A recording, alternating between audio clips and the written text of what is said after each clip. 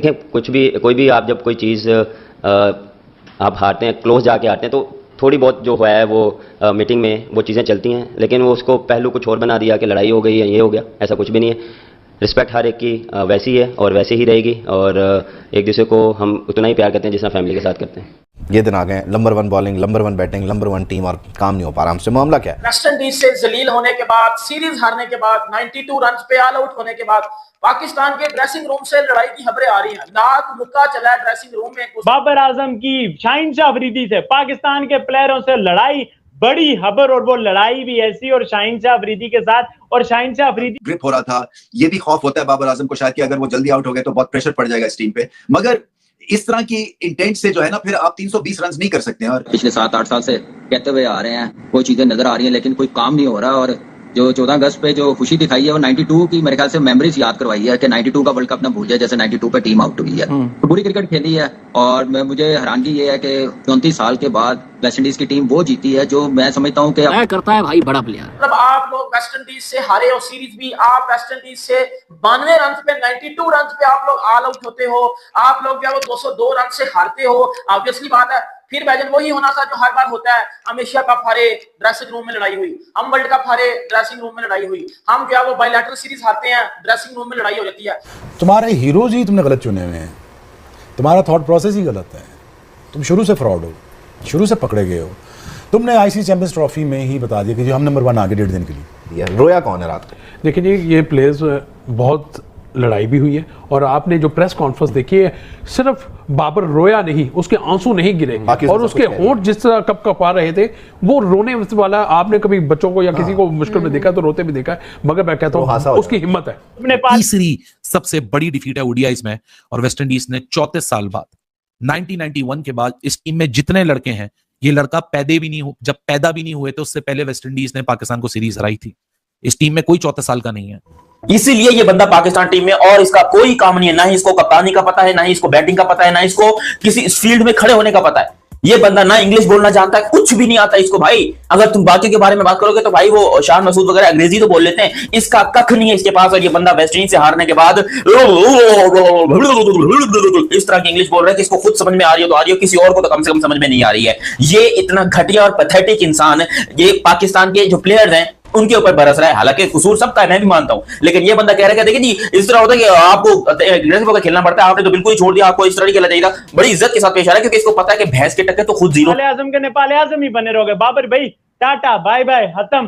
Pakistan cricket की unity यहीं तक। और दुख के साथ कहना पड़ रहा है, ये कोई खुशी की बात नहीं है कि हमारी टीम में जो है ना वही पुराने जमाने में, वो मैच फिक्सरों के जमाने में जैसे होता था, जो पिछले दौर में होता था, इधर ग्रुपिंग उधर ग्रुपिंग, और हर कोई कसूरवार है। बाबर भाई मैं कहां से लाके दूं बाबर आजम और मोहम्मद रिजवान को रावलपिंडी, मुल्तान, कराची की विकेटें जहां ये मन मर्जी के रन्स करें और वो रन्स करके ये सुपरस्टार्स बन जाएं, ये किंग्स बन जाएं, ये ब्रैडमैन्स बन जाएं। मैं कहां से लाके दूं इनको गाबा की और पर्थ की विकेटें हैं, हसन अली को, नसीम शाह को, शाहिनशाह अफरीदी को, जहां ये सुपरस्टार बॉलिंग लाइनअप की तरह डिलीवर कर जाएं। बाबर आजम ने भी एक तरह से जो पहला 50 किया उसमें बहुत क्वेश्चन मार्क्स थे, इसलिए कि वो इंटेंट भी नहीं थी। ठीक है, गेंद स्पिन हो रहा था, अपने वर्स्ट दौर में गुजरी। 92 खत्म, ये हमको याद ताजा करवाई है इन्होंने 1992 की। और मैं इस वीडियो में हकीकत बयान करने वाला हूं कि ये रिजवान और बाबर क्यों गंदी नाली के कीड़े बनकर साबित हुए पाकिस्तान टीम के ऊपर। ये मोहम्मद रिजवान जिसको क्रिकेट का कख नहीं पता, इसकी सिर्फ पिछवाड़ा बड़ा है, ये सिर्फ पठान है, ये सिर्फ पीछे से देता है, ये सिर्फ एक, मैं सीधी बात बोल दूं ये है। बिल्कुल उसने फेस किया, उसने फोटोज को आके मीडिया को फेस किया। लड़ कौन किससे रहा है? बाबर लड़ रहा है, बाबर से लोग लड़ रहे हैं। देखिए, हमने परसों भी खबर दी थी अपने चैनल पे कि टीम में इख्तलाफात हैं, और उसी हमारी जो खबर पर पाकिस्तान क्रिकेट बोर्ड को कल वजाती ईमेल डालनी पड़ी, और उन्होंने कहा कि कोई इख्तलाफात नहीं है। एक दूसरे को हलत बैकिंग के, वो जैसे पीछे भी बैकिंग है। अब देखें हर एक का एजेंडा है। जैसे शादाब ने बोला था कि भाई बाबर रिजवान जा देना, अफगानिस्तान वाली सीरीज उन्होंने नहीं सीरियस होकर खेली। बाबर आजम की कप्तानी पे बात जाती भी बिल्कुल एक्यूरेट। सब जानते हैं कि पाकिस्तान टीम को इबरतनाक शिकस्त का सामना करना पड़ा। फैसला कुन मार्के में वेस्ट इंडीज ने पाकिस्तान को 202 रन से शिकस्त दी है। इनकी एक और वीडियो लीक हुई है जिसके अंदर ये अपने ड्रेसिंग रूम के अंदर लड़ते हुए, कुत्तों की तरह लड़ते हुए दिखाई दिए हैं। सबसे पहले इनका ड्रामा बहुत अच्छा था, जब ये हैंडशेक करने के लिए आए सब लोग मैच खत्म होने के बाद, तो ये दांत फाड़ फाड़ के हंस रहे थे, एक दूसरे को कांग्रेचुलेट कर रहे थे। सुना रात सुबह 7 बजे तक बॉयज जागते रहे हैं अपने हमारे। आप खुद परफॉर्म नहीं करते और दूसरों को आप कहते हैं कि तुम जो स्टार बने फिरते हो, तुम्हारा जो है वो स्टार पन जो है वो सारे का सारा निकल जाएगा और ये जो अगला वर्ल्ड कप है ये तुम सब लोगों के लिए आखिरी मौका है। सर ये बाकी सब के लिए नहीं, ये बाबर आजम के लिए भी आखिरी मौका है। And who knows, Babar Azam के लिए ये एशिया कप ही आखिरी मौका हो। ODIs in terms of runs. This is not a moment to be very proud of. आज पाकिस्तान क्रिकेट में बहुत बड़े बड़े जो सुपरस्टार्स थे वो धड़म करके दुनिया के सामने गिर गए। शायद जो दुनिया को एक आखिरी उम्मीद थी उन लोगों से कि उनमें कुछ बाकी है, कुछ मेरे जैसे लोग, कुछ फॉर्मर क्रिकेटर्स, कुछ यूट्यूबर्स, कुछ क्रिकेटर्स के ऊपर इल्जाम था कि आपकी वजह से ये परफॉर्मेंस है। आज के बाद किसी को शक नहीं होना चाहिए क्योंकि पाकिस्तान की हिस्ट्री की अगर बात की जाए तो सीनियर प्लेयर ज्यादा लड़ाई में मुलव्वस आपको नजर आते हैं और ये इख्तलाफात आपको टीम में मैच के दौरान नजर आते हैं। कोई फील्डिंग नहीं कर रहा, कोई बॉलर्स को अपने मुताबिक फील्डिंग सेट करता है, वो नहीं उस पर काम करते, हर बंदा अपनी मर्जी से खेल रहा है। यही है ना, और क्या है। हमारा को पर्सनल एजेंडा तो नहीं है। मुझे तो पैसे ना मिलते मैं यहाँ बैठता बिना बात भी ना करता। I would not even wish to talk about Pakistan team अगर मुझे पैसे ना मिल रहे। बिल्कुल ठीक है। ऑनेस्टली मेरा कोई लेना देना नहीं क्रिकेट से। वो तो मुझे रिक्वेस्ट करके बुलाया गया पीटीवी तो मैं आ जाता हूँ। मैं आपको सच कह रहा हूँ, मैं लाइव ऑन टीवी कह रहा हूँ। तो मेरा कोई एजेंडा नहीं है इनके बारे में बात करूँ। मैं क्यों टाइम जाया करूँ आके। यही वजह है कि अब जब और हमारे वाले होटल में रोते रहे हैं, सुना है कोई डिस्कशन चलती रही हैं, कोरोना धोना चलता रहा है सुबह 7 बजे तक। पाकिस्तान की ये वाली परफॉर्मेंस देखना या इस पे कमेंट्री करना बड़ा टफ था, फ्रस्ट्रेशन होती है। मगर एक स्टैटिस्टिकल नाइटमेयर थी ये जो पाकिस्तान की इनिंग्स थी बैट और बॉल के साथ। पहले तो बॉलिंग में बहुत खराबियां थी। ये रोना ही है जब जो परफॉर्मेंस दी है, पूरी 25 करोड़ अवाम इन पर रो रही है, लान तान कर रही है। ये ठीक ठाक ट्रोलेंगे इस समय। और भाई साहब के जो घंटे के फैंस हैं वो कहते हैं कि भाई बाबर आजम करेगा कमबैक। मैंने कहा कि भैया इसका काम ही नहीं है कमबैक करना, ये कभी बड़ा प्लेयर था ही नहीं। देखो कमबैक जो शाहीन शाह अफरीदी तो कहता था ना, वो जो हटाएंगे वाला ट्रेंड चला था बाबर भाई। इस टीम में सब 34 साल से छोटे हैं और वेस्ट इंडीज आज 34 साल बाद अपने सेल्फ बिलीफ, अपनी कन्विक्शन, अपनी परफॉर्मेंस, जेडन सील्स और शाय होप की वजह से उन्होंने पाकिस्तान को इस स्टेज पे लाके खड़ा कर दिया है कि पाकिस्तान क्रिकेट टीम ओडीआई से भाग रही थी। वेस्ट इंडीज बोल रहा था हम तुम्हें भागने नहीं देंगे, हम तुम्हें खिलाएंगे, तुम 4 रैंक टीम हो, हम 10th रैंक टीम, हम तुम्हें हराएंगे।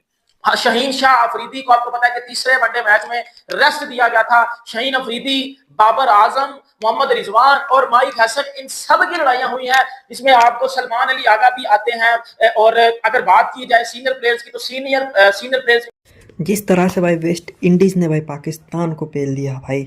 वेस्ट इंडीज़ भाई जो 10वें नंबर की टीम भाई, उसे खेलना भी नहीं आता भाई, उसने पाकिस्तान को हरा दिया भाई। जो 10वें नंबर की टीम भाई, पाकिस्तान को थूकना आना चाहिए। और वो भी कितने 202 रन से हरा दिया भाई पाकिस्तान। जाओ भाई पाकिस्तान वालों को तो भाई कहना है भाई तुम छोड़ दो भाई, तुम्हारी बस की बात नहीं, तुम तो गिल्ली डंडा खेलो। जिस तरह से भाई वेस्ट इंडीज़ ने बॉलिंग बैटिंग की है ना भाई, दोनों में धमाल कर दिए। पाकिस्तान मीडिया देखती रह गई और जनता भी देखते रह गए। पाकिस्तान की जो क्रिकेटर कोच थे वो भी देखते रह गए भाई, उनकी टीम मैनेजमेंट सब देखते रह गए भाई। पाकिस्तान को इतने बुरी तरह से पेल दिया भाई, बहुत बुरी तरह से। जिस तरह से भाई होना था, इतनी बुरी हार भाई अभी तक किसी की भी नहीं हुई भाई, किसी की भी नहीं। जितने बुरी तरह से भाई पाकिस्तान वाले को ठोक दिया वेस्ट इंडीज़ वालों ने। वेस्ट इंडीज़ के लिए भाई एक लाइक बनती है, जो इतने तगड़ी तरह से बैटिंग करते हुए अपने देश का नाम ऊंचा कर रहे हैं, अच्छा कर रहे हैं। और दूसरी तरफ वही पाकिस्तान मीडिया अपने देश को बदनाम करने में कोई कसर नहीं छोड़ती। कभी ए, कभी वो, कभी ए, होता ही रहता है भाई। मैच आते हैं जाते, पर उनकी मीडिया भाई कुछ भी कर सकती है भाई। उनकी मीडिया इतना फेक चला रही है कि भाई पाकिस्तान टेस्ट मैच जीत गई भाई, पाकिस्तान जीत गया भाई। उनकी न्यूज़ चैनल भाई, जो टीम भाई 10वें नंबर की रैंकिंग पे है भाई, उस टीम ने भाई पाकिस्तान को पेल दिया भाई। 202 रन मतलब 202 रन से जीत लिया भाई वेस्ट इंडीज़। जो 10वें नंबर की टीम है भाई, उसने मैच जीत लिया। और ये पाकिस्तान की मीडिया देखती रहेगी। पाकिस्तान की मीडिया भाई रो रहा है, पाकिस्तान के खिलाड़ी भाई रो रहे हैं भाई। जो पिछले वाले खिलाड़ी थे, पुराने खिलाड़ी, वो रो रहे हैं भाई। क्या खेली है भाई टीम, क्या बेकार खेली है भाई। पाकिस्तान में अभी रोना धोना चल रहा है। वेस्ट इंडीज़ और पाकिस्तान के बीच खेले गए 3 मैचों में वनडे सीरीज़ की आखिरी और निर्णायक मुकाबला 12 अगस्त को तौराबाद में खेला गया है, जहां मेज़बान टीम वेस्ट इंडीज़ 202 रनों के बड़े अंतर से जीत हासिल करने में कामयाब रही। 202 रनों से टीम ने जीता है। क्या भाई पाकिस्तान भाई, तुम छोड़ दो क्रिकेट भाई, तुम्हारी बस की नहीं है, तुम गिल्ली डंडा खेलो भाई।